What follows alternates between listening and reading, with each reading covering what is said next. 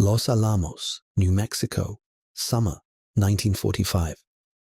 The war in Europe is over, but the desert holds a different kind of tension.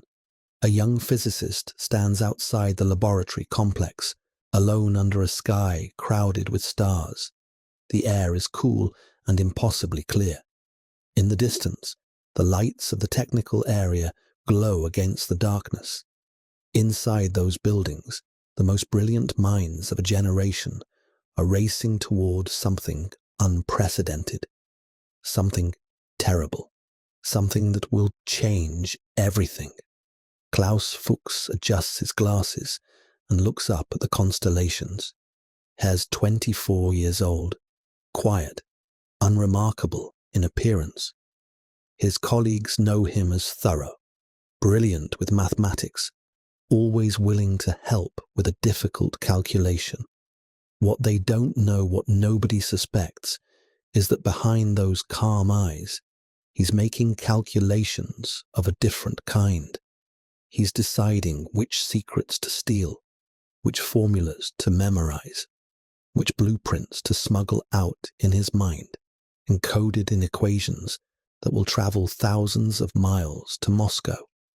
He's deciding how to betray the trust of everyone around him while maintaining the careful mask of loyalty that has brought him this far.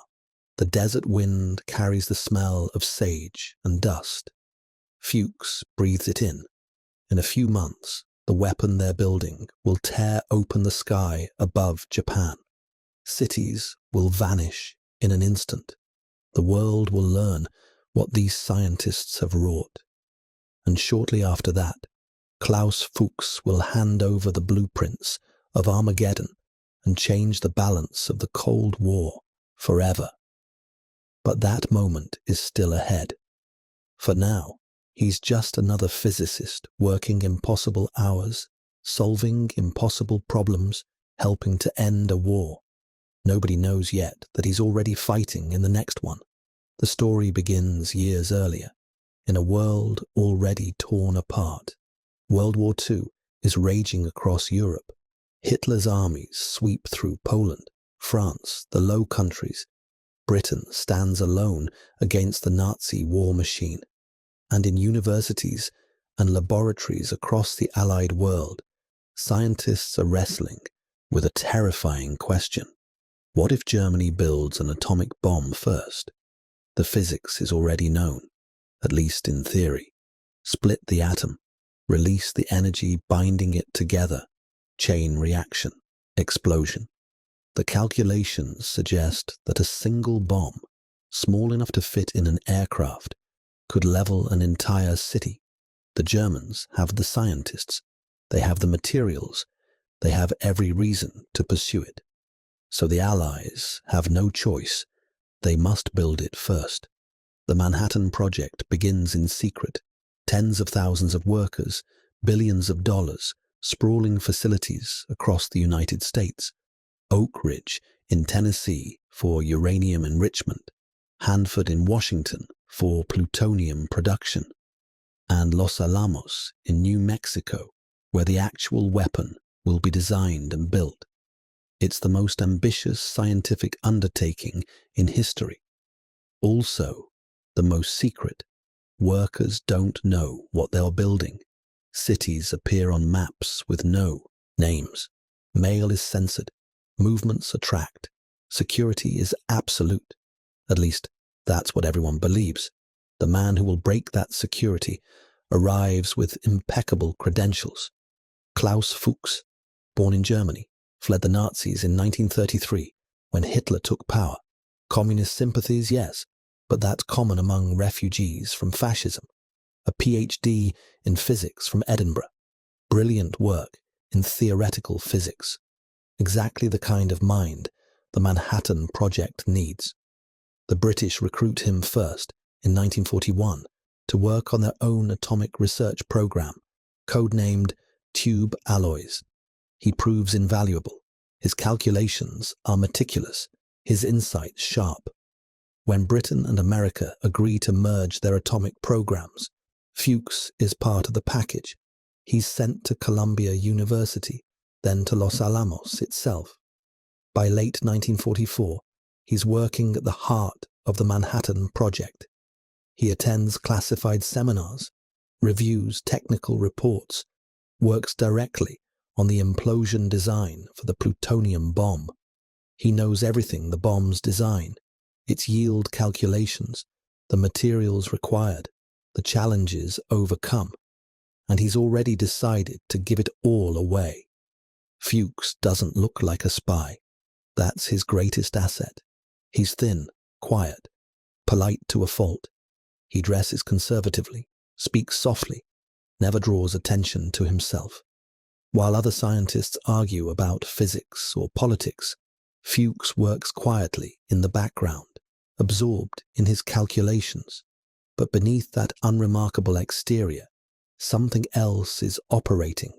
A conviction, steel hard and unshakable, that what he's doing is right.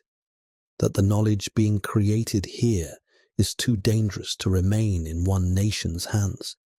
That balanced, terrifying, precarious balance is the only thing that can prevent catastrophe. He believes, with the certainty that only the ideologically committed possess, that the Soviet Union must have the bomb too, not to threaten the West, but to prevent the West from threatening them. Not for aggression, but for equilibrium, mutually assured destruction before anyone has a name for it. So he begins to betray his colleagues, methodically, carefully, without emotion. The first contact happens in New York in 1944. A woman approaches him on a street corner. The recognition signals are precise, rehearsed. She's a Soviet courier, part of an intelligence network the Americans don't yet know exists. Fuchs hands over documents, technical reports on gaseous diffusion, on bomb assembly, on everything he can safely access and memorize. The information travels through cutouts and dead drops across the Atlantic into the hands of Soviet intelligence. From there to Moscow, to Stalin's desk, to the scientists working desperately to build their own bomb, handicapped by war damage and lack of resources, suddenly receiving detailed blueprints from inside the enemy's most secret project. Later, the meetings move to other cities: Boston, Cambridge, Santa Fe. Always careful, always brief, Fuchs never asks for money. He refuses payment. This isn't about personal gain. It's about ideology, about what he believes is a moral imperative. In June 1945, he passes along detailed information about the plutonium bomb's implosion design, the same design that will be tested at Trinity and used on Nagasaki. He describes the lens system that focuses the explosive shock wave, the initiator that triggers the chain reaction, the yields they expect to achieve. He hands over, in other words, the secret to building an atomic weapon. The Soviets receive this information with something approaching disbelief. It's too detailed, too complete. It must be disinformation, a trap. But their scientists examine it and realize it's genuine. It's the real thing. Years of work compressed into documents carried by one man. Igor Kurchatov, leading the Soviet atomic program, later says that Fuchs's information accelerated their work by at least 2 years, probably more. Without it, the Soviet bomb might not have been ready until the early 1950s. With it, they have a fighting chance to catch up. The war in Europe ends in May 1945. Germany surrenders. The Nazi atomic program, it turns out, was nowhere near completion. The race that drove the Manhattan Project was based partly on fear, partly on intelligence, partly on caution. The Germans were never close, but the Americans don't stop. They've come too far, invested too much. And now there's another enemy on the horizon, the Soviet Union ally in war, rival in peace. The Cold War hasn't started yet, not officially, but everyone can feel it coming. In the New Mexico desert, in the pre-dawn darkness of July 16, 1945, the Trinity test vaporizes a steel tower and turns sand into glass. The flash is visible for hundreds of miles. The mushroom cloud rises miles into the sky. Oppenheimer, watching, remembers a line from Hindu scripture. "Now I am become death, the destroyer of worlds." Fuchs is there too. He sees the same flash, feels the same heat. What he thinks in that moment, nobody knows. But he doesn't stop. Less than a month later, after Hiroshima and Nagasaki, after Japan surrenders, after the world learns what atomic weapons can do, he's still passing information to his Soviet handlers. Because now, it's not theoretical anymore.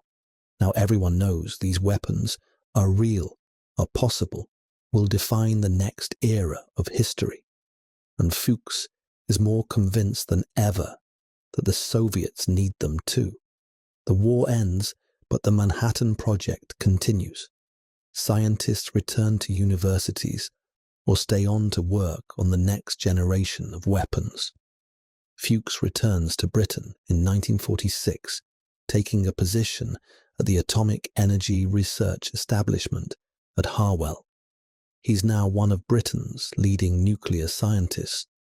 He has access to even more secrets, British research, American research shared with Britain, early concepts for the hydrogen bomb.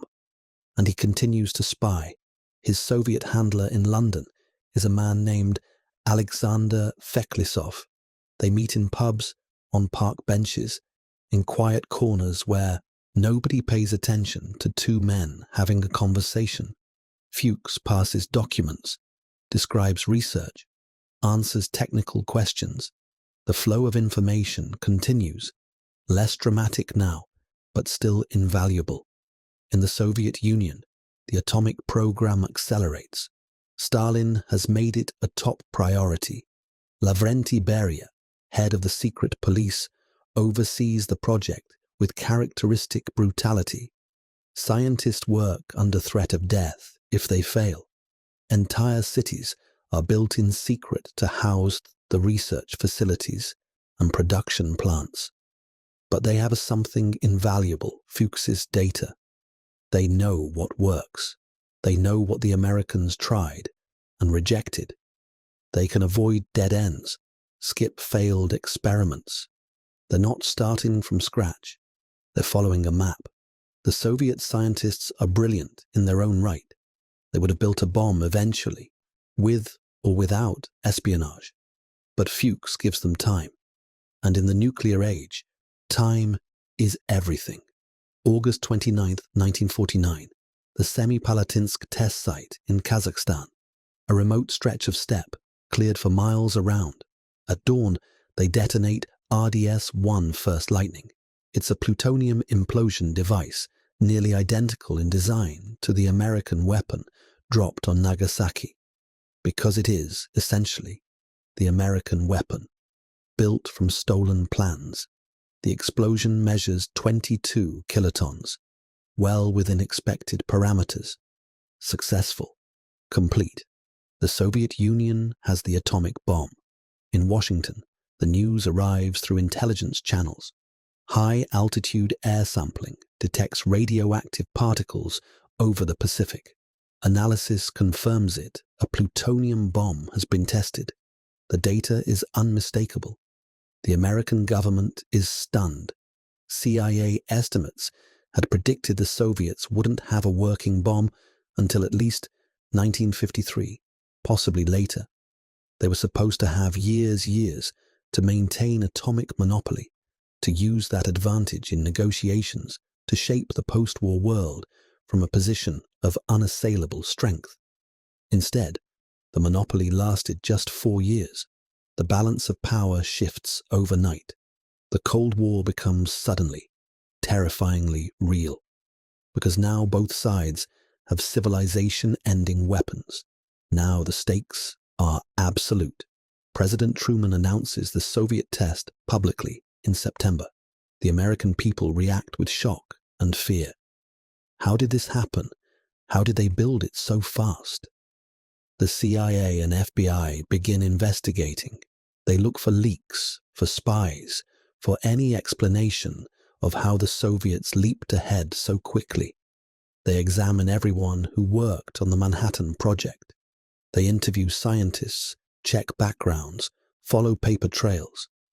But Fuchs, back in Britain, continues his work at Harwell. Nobody suspects him. He's too respectable, too trusted. He's a refugee from Nazism, for God's sake. A victim of fascism. Why would he betray the West? The investigation takes a different path first. It leads to other spies, David Greenglass, a machinist at Los Alamos, who passed information to his brother-in-law, Julius Rosenberg. The Rosenberg network is exposed, arrested, prosecuted. But Greenglass's information, while useful, wasn't comprehensive. It doesn't explain how the Soviets built their bomb so quickly, so accurately. Meanwhile, British intelligence is conducting its own quiet investigation. MI5 has been monitoring Soviet diplomatic communications for years. The Venona project decrypted Soviet cable traffic contains references to a highly placed source in the British atomic program. Codename Charles. The clues are fragmentary, carefully protected, even in encrypted cables.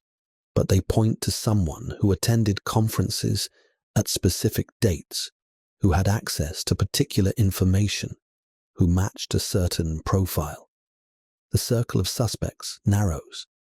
In 1949, as the Soviet bomb test reverberates through Western capitals, MI5 begins to focus on Klaus Fuchs.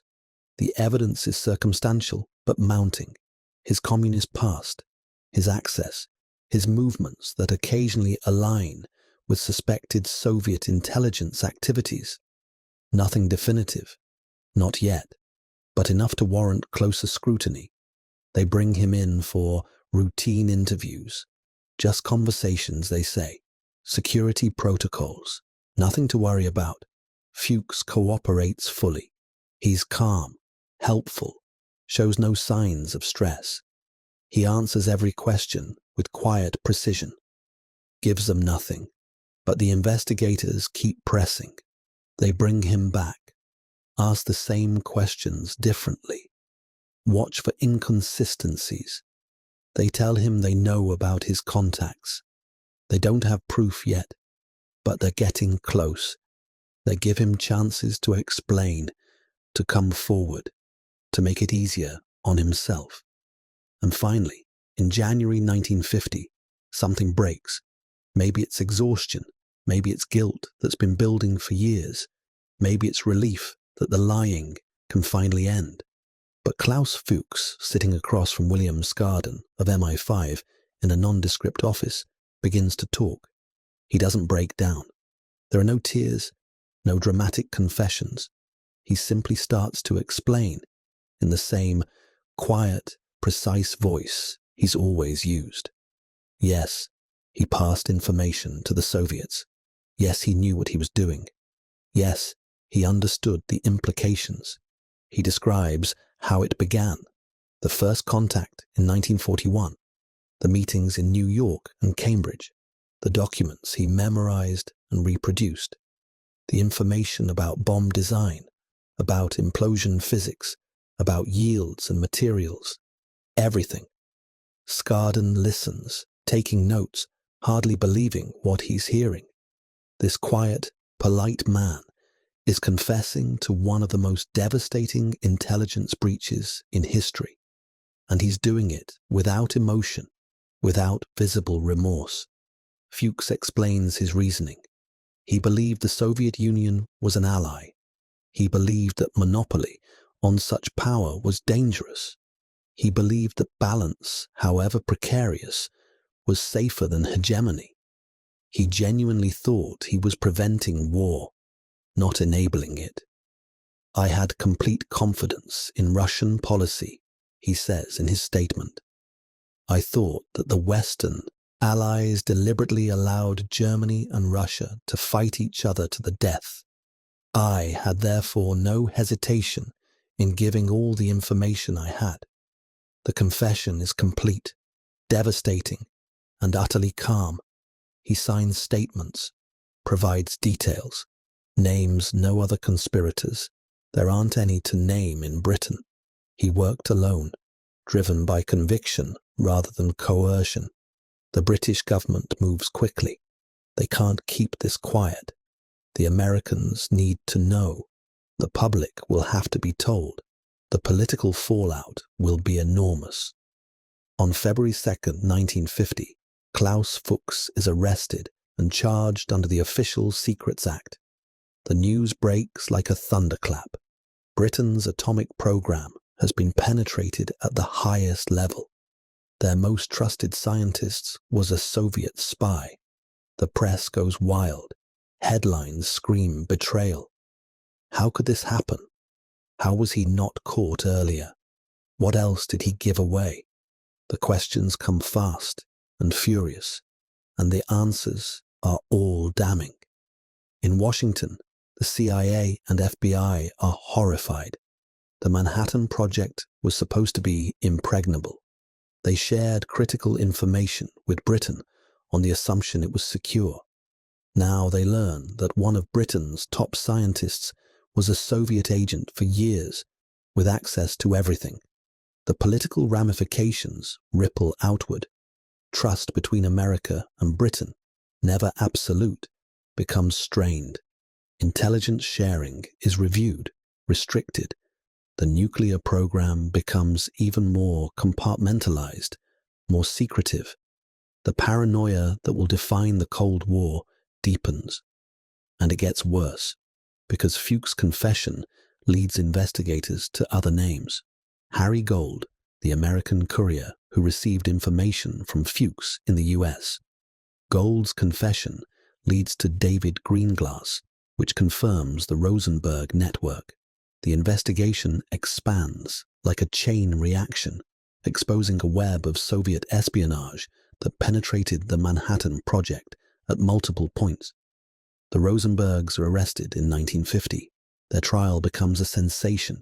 They're convicted in 1951 and executed in 1953, despite international protests. The debate about their guilt and punishment continues for decades. But Fuchs's confession is what broke the case open. Fuchs himself goes on trial in March 1950. The proceedings are brief. He pleads guilty, offers no defense. The evidence is his own confession, clear and complete. The judge sentences him to 14 years imprisonment, the maximum allowed under British law for his specific charges. 14 years. For giving the Soviet Union the atomic bomb, for changing the balance of global power, for accelerating the arms race that will bring humanity to the brink of annihilation.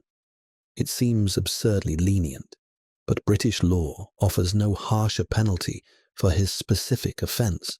He can't be charged with treason because the Soviet Union was technically an ally when he began spying. Fuchs serves his sentence quietly at Wakefield Prison. He works in the library, causes no trouble, reads extensively, corresponds with family, shows no remorse, but also no defiance.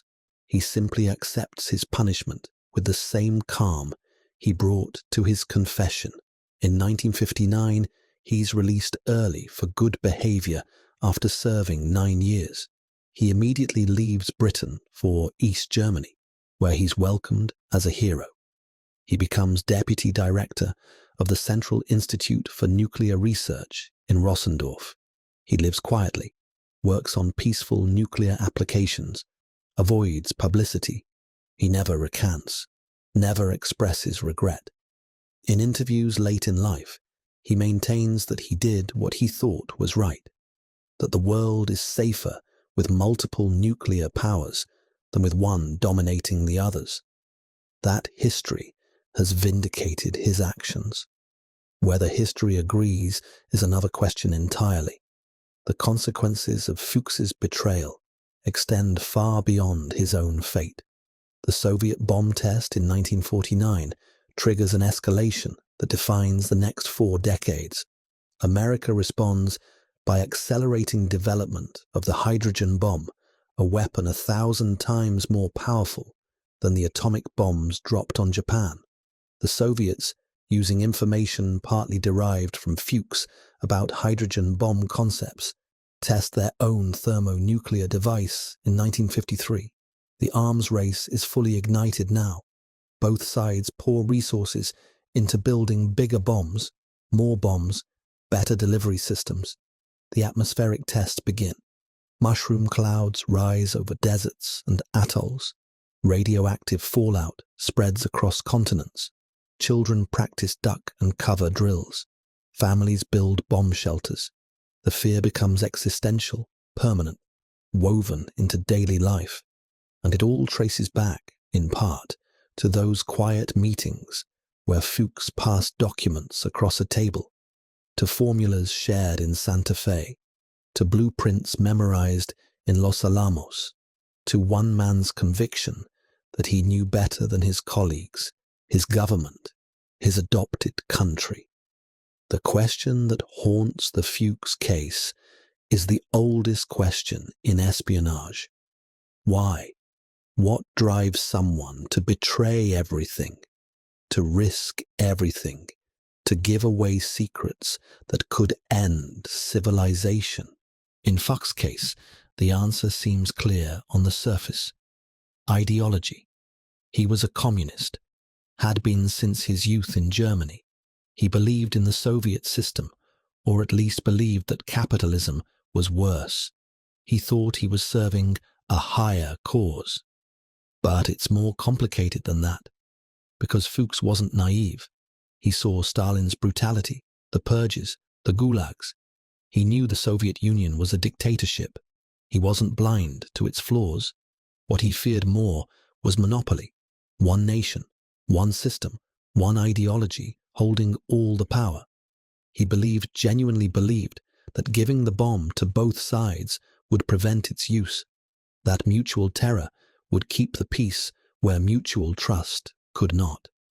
In a twisted way, he was right.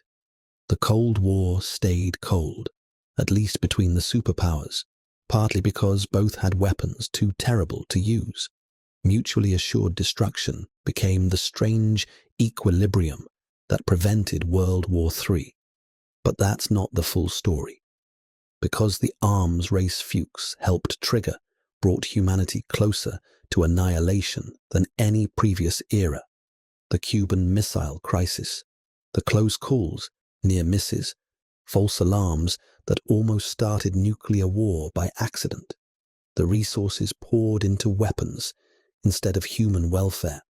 The decades of fear.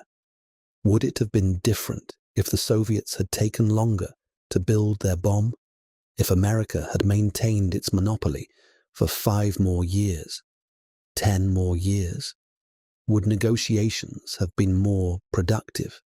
Would the arms race have been less intense? Or would American hegemony, unchecked by nuclear parity, have led to different disasters? Would conventional wars have been more likely? Would the Cold War have turned hot without mutual deterrence? These are questions without answers. Counterfactual history is speculation, but they're worth asking because they get at the moral complexity of what Fuchs did. He wasn't a simple traitor, motivated by money or coercion. He was a man who made a choice based on principle, on what he genuinely believed would make the world safer. He was wrong about many things, wrong about Soviet intentions, wrong about the consequences of his actions, wrong to take such momentous decisions into his own hands. But he wasn't uniquely evil. He was a man confronted with terrible knowledge, making decisions he thought were right under impossible circumstances. The same can be said, of course, about the scientists who built the bomb in the first place. Many of them wrestled with profound moral questions about their work. After Hiroshima and Nagasaki, some campaigned for international control of atomic weapons. Others worked on even more destructive devices. Still others left physics entirely, unable to reconcile what they'd created with their consciences. Oppenheimer, Teller, Fermi, Beth, all brilliant minds who helped birth the atomic age, and then had to live with what they'd done.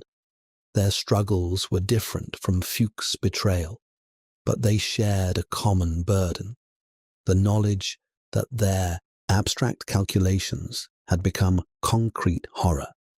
Fuchs's betrayal sits at the intersection of all these moral complexities: the scientist's responsibility for their discoveries, the individual's duty to their nation versus their conscience, the question of whether proliferation makes the world safer or more dangerous, and overlaying everything, the shadow of those first explosions, Trinity, Hiroshima, Nagasaki, that proved humanity had created the means of its own extinction.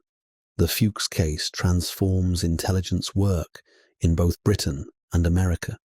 The ease with which he penetrated security, the years he operated undetected, the damage he caused, it's a wake-up call that reverberates through every agency.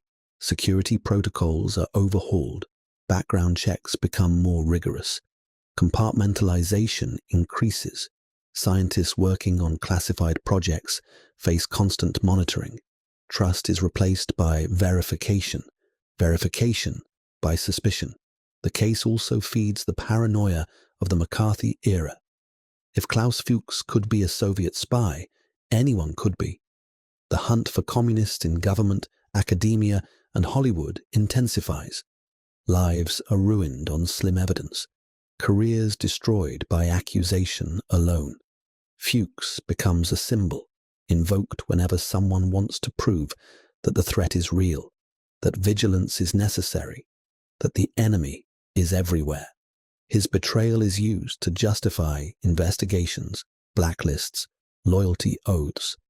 Some of this is legitimate security. Much of it is paranoid excess. The case also damages Anglo-American relations for years. American officials feel betrayed, not just by Fuchs, but by British security services that failed to catch him sooner. The intelligence sharing that characterized the wartime alliance becomes more guarded, more conditional. Britain, meanwhile, is humiliated. Their most prestigious atomic scientist was a Soviet agent. Their vetting procedures failed catastrophically. Their intelligence services missed obvious warning signs. The damage to British prestige is profound, but perhaps the most significant impact is on the arms race itself. Because Fuchs's espionage accelerates Soviet nuclear development, it accelerates everything else. The American response to Soviet capabilities drives both sides toward greater and greater destructive power. By the time Fuchs is released from prison in 1959, both superpowers have hydrogen bombs, both have intercontinental ballistic missiles, both have submarines carrying nuclear weapons. The arsenals grow year by year, each side matching the other, each advance answered by counter-advance. The world Fuchs helped create is one of perpetual tension, where two nations hold enough weapons to end human civilization, and the peace depends on neither side making a catastrophic mistake. It's a world of brinksmanship and proxy wars, of espionage and counter-espionage, of treaties and violations. It's the world of the Cold War, and Klaus Fuchs is one of its architects. Klaus Fuchs dies in East Germany, 1988, at age 76. He's outlived Stalin, outlived the worst of the Cold War tensions, outlived most of his Manhattan Project colleagues. The Berlin Wall still stands, but it's cracking. The Soviet Union has just 3 more years before it collapses. He never sees the end of the system he served, never witnesses the vindication or refutation of his choices. He dies believing, as far as anyone knows, that he did the right thing. The debate about Fuchs continues long after his death. Intelligence historians analyze his impact. Some argue he gave the Soviets critical information that accelerated their program by years. Others suggest that Soviet scientists were talented enough to have succeeded relatively quickly on their own, that Fuchs merely helped them avoid dead ends. Recent scholarship using Soviet archives opened after the Cold War suggests the truth is somewhere between. The information Fuchs provided was genuinely valuable, particularly the detailed implosion design data.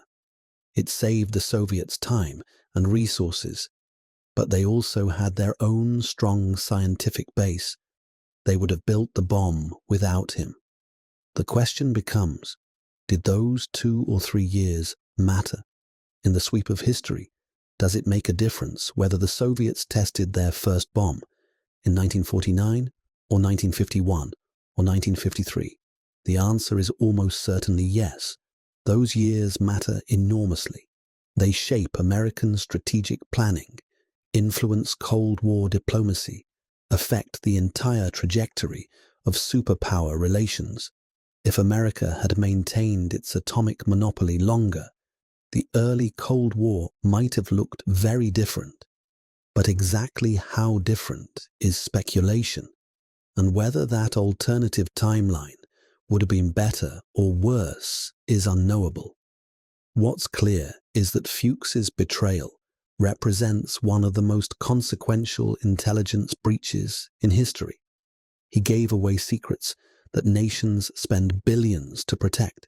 He altered the balance of power between superpowers. He accelerated humanity's race toward potential self-destruction. And he did it quietly, methodically, without drama or violence. He did it with equations and diagrams, with memorized formulas and stolen documents. He did it while maintaining the trust and friendship of colleagues who never suspected him. That's perhaps the most chilling aspect of the Fuchs case. Not that he was a brilliant spy with elaborate tradecraft, but that he was so ordinary, so unassuming, so easy to trust, and therefore so dangerous. The atomic age begins with light brighter than the sun, a flash over New Mexico desert that announces humanity's entry into a new and terrible era. But its darkest shadow comes from the mind of one man, a quiet physicist in wire-rimmed glasses, a refugee who became a traitor, a genius who believed he was saving the world even as he helped build the machinery for its destruction. Klaus Fuchs never built a bomb himself, never enriched uranium, never machined plutonium cores. His weapons were knowledge and betrayal. His tools were memory and conviction, and with them he changed the world as surely as if he detonated a device himself. The Cold War is over now. The Soviet Union is gone. The Berlin Wall is rubble. The ideological struggle that defined the 20th century has ended, not with nuclear fire, but with collapse and transformation. But the weapons remain. Thousands of them, pointed at targets programmed decades ago, maintained and modernized, even as the reasons for their existence fade into history. The arsenals built by both sides, triggered by fear and competition, and yes, by espionage that accelerated the race. Klaus Fuchs' legacy is written in megatons, in treaties and violations, in shelters built and drills practiced, in the low-level anxiety that became part of the human condition for generations, in the knowledge, now permanent, that we possess the means of our own extinction. he thought he was creating balance. Perhaps he did. Perhaps the terror he helped make mutual did prevent the use of these weapons. Perhaps we're alive today, partly because both sides had them, because the consequences of use were too terrible for either to contemplate. Or perhaps he simply made the world more dangerous. Perhaps he gave Stalin capabilities that emboldened Soviet aggression. Perhaps he triggered an arms race that consumed resources and increased risks for decades. History offers no clear verdict, just consequences that ripple forward through time, carried on the shock wave of decisions made in secret, in quiet offices and dark meetings, by people who thought they knew what the world needed. The Cold War may be over, but we still live in the world Klaus Fuchs helped create, a world where the secrets matter as much as the weapons themselves, where espionage shapes the balance of power, where one person, in the right place with the right knowledge, can alter the course of history. The story of Klaus Fuchs is a story of choices, of ideology confronting conscience, of loyalty tested by belief, of knowledge that burns too hot to hold alone. It's a story of how the most devastating betrayal can come from the quietest source, how the greatest theft can happen without violence, how one man's conviction can reshape the world. And it's a reminder that in the atomic age, the most dangerous weapon isn't the bomb itself. It's the knowledge of how to build it, the equations, the designs, the secrets that, once known, can never be unknown. Klaus Fuchs stole fire from the gods and gave it to those who shouldn't have had it. Whether that was betrayal or duty, catastrophe or salvation, depends on who tells the story and how it ends. The story hasn't ended yet. The weapons are still here. The knowledge is still spreading. And the question Fuchs raised, whether secrets should be shared or guarded, whether monopoly or proliferation makes us safer, that question remains unanswered. The atomic age began with light brighter than the sun, but its darkest shadow came from the mind of one man. If stories like this compel you, tales of secrets that shaped superpowers, choices that altered history, the human calculations behind nuclear equations, there are more shadows waiting to be explored. Subscribe to journey deeper into the hidden history of the Cold War, the classified files, the moral paradoxes, the moments when one decision changed everything. Because history isn't just about nations and ideologies. It's about the physicist who thought he could save the world, the spy who never asked for payment, the genius who became the century's most dangerous traitor. And there are so many more stories encrypted in the archives,